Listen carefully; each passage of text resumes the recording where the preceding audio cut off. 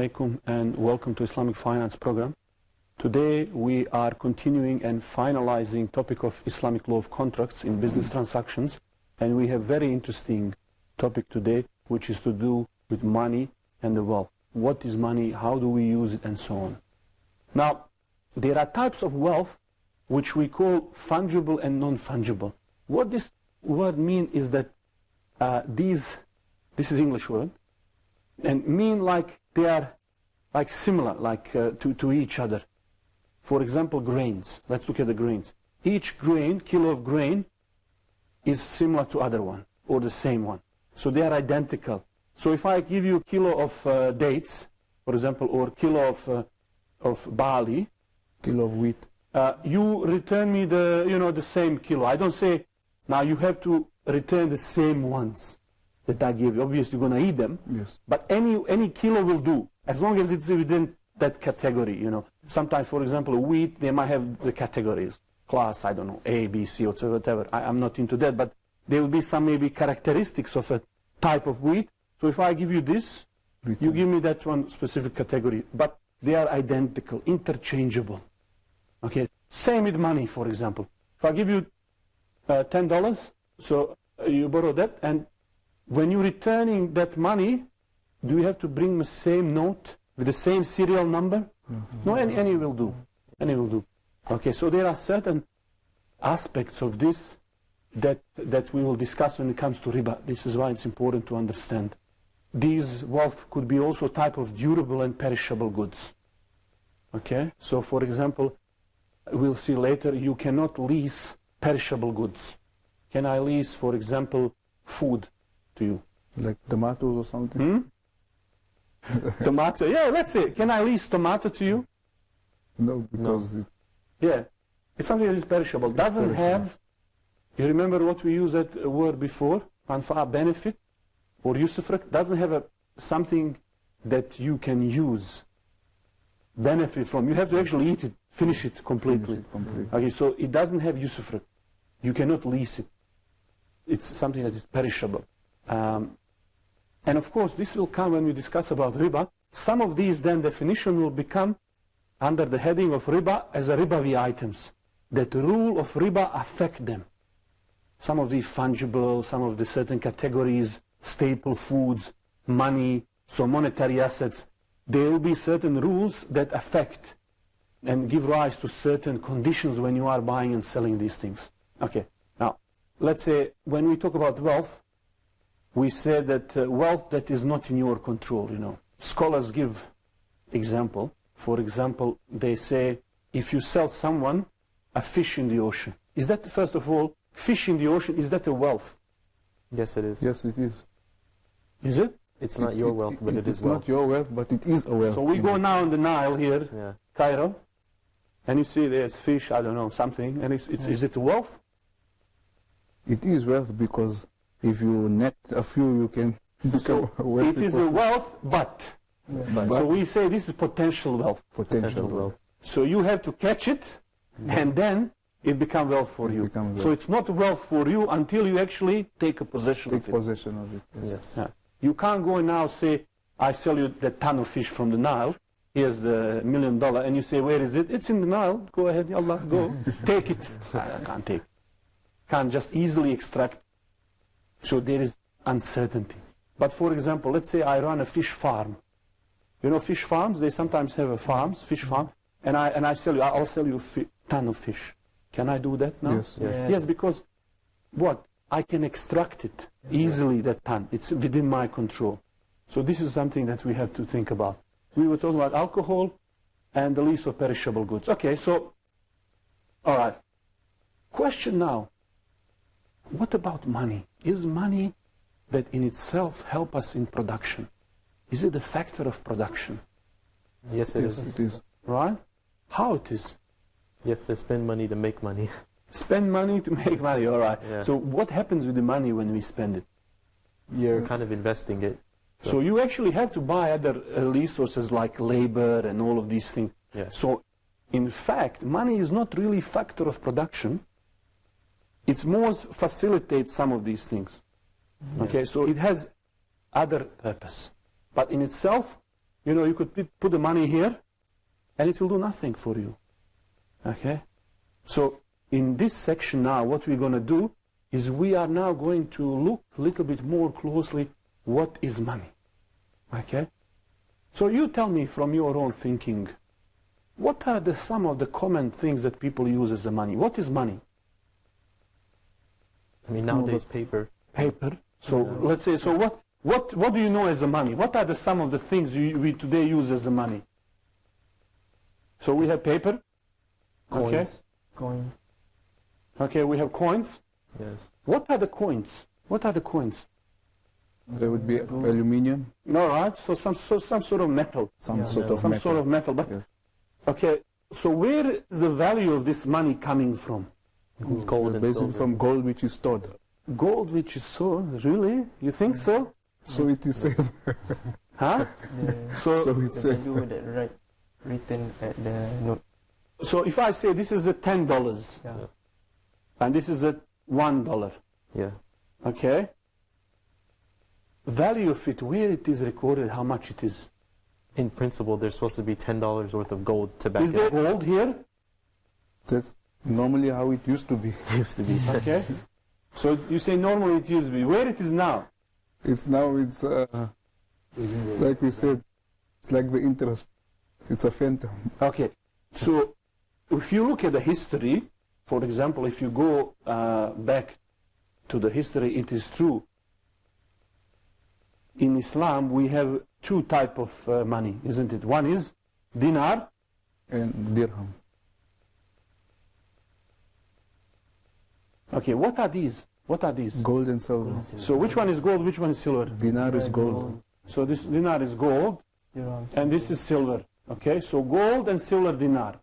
Okay, do you remember how much silver roughly this was? About, for example, 4.25 grams of gold was 1 dinar. But this is not something fixed. It used to be some between 4 and this, but majority say it was about 4.25 grams of gold. And this is not unusual. People used to use different things as money in the past. Also similar is for silver. So these were the, of course, silver is much less. Much less. So sometimes, for example, even if you have, for instance, money as a gold, gold is lots of value. So you can't buy smaller items. So that's why you have silver for a day-to-day, for example, or less purchases. Okay, people used to do this. They would use different things, and which we will see in a moment, until they started issuing notes that were backed by this gold. So rather than carrying the pocket your gold, they started issuing the notes. And this started by those people like who realized the opportunity, you know, like those bankers who figured out that, you know what, if I keep people's money in terms of gold, I could write them certain, like a check, and say, you have so much gold with me, like blacksmiths, they would keep this.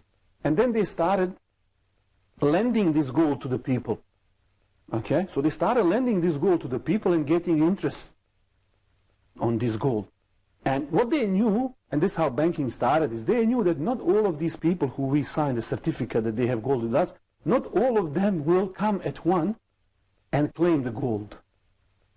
So this gives rise to banking and so on. And this is the way, anyway, we have something called fractional reserve banking, where it multiplies amount of money in the banking. But let's go to this most basic idea that still, as a matter of government and all of these things, supposedly, until recently, every dollar you have, you theoretically in the past were able to go to the government or central bank and say, I want this in gold, cashed in. This was happening until First and Second World War, when most of the currency started thinking, you know what, we can't sustain this. We need to fund the wars, we need to do things, and we can't just have money and gold linked together. Okay? And this is where things started to change. So inshallah, after the break, we are going to continue this discussion.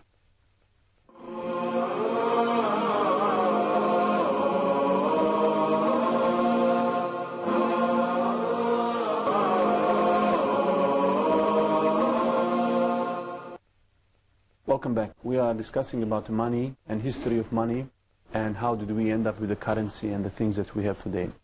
So just before the break, we were discussing about some of the issue relating to whether money should be linked with the gold, how it was before, and we are coming to the situation where we are today in, where there is no single currency that is pegged or linked to the gold anymore. How this happened is historically, it was truly linked. If you go to some of the old notes, even from the dollar bill, it will say you can redeem. But this was until the beginning of the last century. Then most of the other currency unpegged there. There is no more link between the currency and the gold. And only de facto currency that was linked was dollar. So only US dollar was linked with the gold. And that was until 70s, early 70s.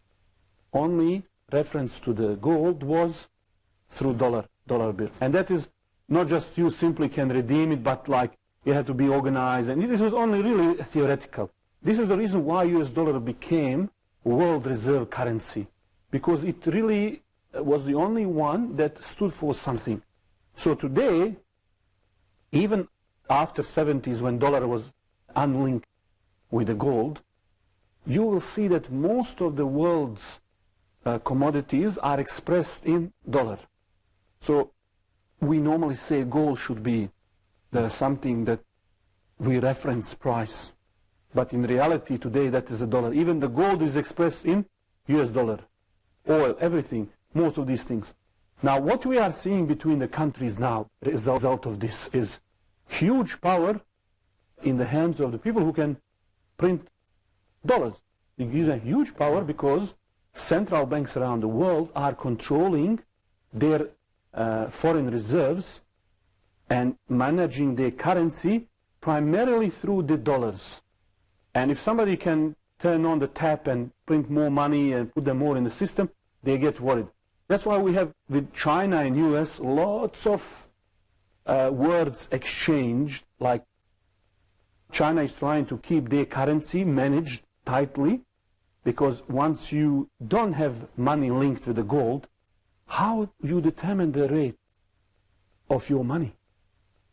It's like any other basic thing in economy, what they call supply and demand, how much people want it, how much you're willing to make available. But you can manipulate this. How you manipulate this? Simply central bank would buy or sell its own currency. So for example, in Egypt now we see the pound is going down. So what the central bank would do, they would step in. So in last, for example, 2-3 weeks, we have seen Egyptian foreign reserve being depleted. Hundreds of millions of dollars, they're trying to take away the pound that is being dumped on the market, so it does not devalue completely. So through this process, you are trying to manage, and China is doing that now. What US is saying to China, you are currency manipulator. You are manipulator. So it's a very hard word. And then we have issue in Europe with euro, then we have other currencies. For example, Switzerland. Switzerland is not, as you know, part of euro. They have their own Swiss francs that they use. So what happens in the Switzerland is when the euro started going down, all right? When the euro started going down, what happened, you think, with Swiss franc? Started going It started going up. Exactly. Exactly. So euro going down, franc going up. Now, what does that mean for a country? It means if you want to buy our stuff, if our currency is high, it will cost you more. For example, opposite is in Egypt, because we are here importing country.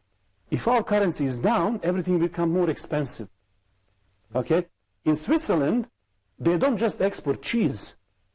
It's not just Swiss cheese and watches. They have, for example, what they call huge pharmaceutical industry. And it becomes suddenly so expensive for people in Europe to buy Swiss products. And the Swiss government then started managing this currency. They say, we're not going to allow it to go above, this level, for example. We're going to manage it. Okay? So this way, we see that money is really built on trust, and then supply and demand of it, which people regulate. But today, we can see that there is no single currency that links itself with the gold. It's something that is freely floating or pegged to some other currencies. So as a result of that, what we see is that many of the currencies are trying to think about way, how can we protect? If most of my reserve, let's say talk about China. China exports everything to US. They buy billions of toys, stuff, plastic. What happened with these billions of US dollars? They sit in China Reserve Bank or they buy some bonds from US government. But at the end of the day, they have all of these dollars. Now they are afraid that, a Federal Reserve sometimes push more money into the system. So this is like, the juice. If you have a juice, cup, you put an orange juice like this much, okay? This is like currency. So if I print more money, what's going to happen? I'll put some more water into this cup. Quantity will increase, but it's the same amount of juice, okay? But your juice lost the value. That's what we call inflation. The difference between what was before and what I add extra water, which is just empty liquid. I made your money that you have in your pocket less. Okay? So if Federal Reserve, which is like a central bank, pump the money, and I'm Chinese government holding, currently US debt, foreign debt is, and their debt is 16 trillion. $16,000 billion and rising. So if I'm in China sitting, and I hold some of it, like maybe a couple of billions, and you are printing more money, what does it mean? You are adding the water in my cup. Because in actual fact, there is nothing. There is nothing. You are removing some of the part of my money. So this is what they now refer as currency wars between the countries. So what China now doing, they say, okay, hang on a minute. What we're going to do now, and this is a key word they use, diversify. So no more do we want only one currency here. We want to mix it up a little bit. Mm-hmm. So if I can have some, for example, euros, yen, other currency mix up, then I will protect myself. Now, if they start dumping a lot of money, they will destroy their currency as well. So they are a little bit, all of these countries now, in order to manage, they have to do it slowly. And behind what they do, they're buying gold. Okay, they're buying gold. And because now, with all uncertainty, people go back to this idea that what we trust is really gold. That's why the price of gold now goes up. Because slowly these governments are buying more and more. Okay? So that's just where we are. Somebody might ask, because this is now fictitious money, do still rules of finance, and how can we have normal finance and rules if it is just fiat money, what they call? We say for the purpose of Islamic rules, we understand the efficiency of this money, and we will discuss what is the purpose of it. However, the same rule that we're going to discuss relating to gold and silver will apply to any other currency, like notes, electronic money, and so on. What that means is that if you are engaging in riba-based transaction, whether it's gold or paper money, it will be still riba. And if you are eligible to pay zakat, you will have to pay zakat. You can't say now, hang on a second, this is not real money anymore, I can do riba, I don't have to pay zakat. No, you still have to observe these rules when you're buying, selling, and using it, no matter how deficient it is. Okay, and of course, we saw how deficient, how easily this is manipulated and so on. Basically, in today's time, even if I have, say for example, £1 million in the bank, there's no way I can get the gold for that. That's right. And nobody anymore saying there is any gold. So a long time ago they said, forget it, it's not anymore linked with gold. Okay? So it's just a piece of paper that is having some trust built on the outside based on these so-called demand and supply. And you will realize, even this thing, something called demand and supply. You understand the basic idea of demand and supply? Okay. Let's say it's 5 of us. What is demand and supply anyway? Let's say this is the basic of economy. Let's say I have here an apple, okay? All right? This is an apple. I don't know. It's more like a heart. It's a beautiful apple. It's beautiful, truly, you know. If I have only one of these apples, and there's 5 of us, okay, how much this apple will cost? And let's say we are really hungry. How much it will go in price? There's 5 of us, only one can eat. So I say, I give it $1. And you say? $2. $2. Anybody giving more? Really, you are hungry, guys. You're only one. $3. You know, 3? 3.5. 3.5? 5? Really, you really want an apple, you know? So this will reach a point where, you know, halas, we'll have to stop. Nobody want to give more. So when we will reach the point where, based on our negotiation, we will see that. And that happened before in Medina when Umar went to the market and he saw some luxury goods being sold. And he wanted to buy these things, but when he realized that this is not available, overpriced, he didn't want to do anything. And some of the people came to the Prophet ﷺ and said, we should really fix the prices of these goods. You know, people are willing to pay and this and that. We should put it maybe at $2. The Prophet ﷺ refused to do that. He says, Allah is the one who controls these things. We cannot fix these things in the market. Market should work these things out. Okay? This is opposite to, for example, socialism. Socialists are the people who fix the prices. Okay? Sometimes capitalism say, oh, we are also freedom in the market. But in reality, you will see that. So supply and demand here, how it works, which is something that as a Muslim, we don't have anything against the original and genuine idea of supply and demand, would work something like this. So if there is a single apple, and I sell it at the 5, now it reached $5 for a single apple, what will that do if I'm producing apples? Some of the people who are here around us will say, oh, okay, that's a good price. There is incentive for me to bring more apples. Okay, so this will stimulate them to start. So let's say tomorrow, some other producer brings another apple. As beautiful as this first one, okay? What's going to happen with the price of our apple? So let's say now we're bidding. Same situation. Okay, so we start again. You know, who's going to do 1, 2, 3? What you will find is that most likely we will not reach $5 anymore for apple. Why is that? 3. Because now it's no more in demand. Demand is still there, but supply is more. Supply is more. Okay, now let's say I have 10 apple. 10 apple. How much is you reckon you're going to be able to sell? 1. I don't want to give you 1. I know they're going to be there. Even when we all eat 1, it will still be 5. I give you 50 cents. Forget.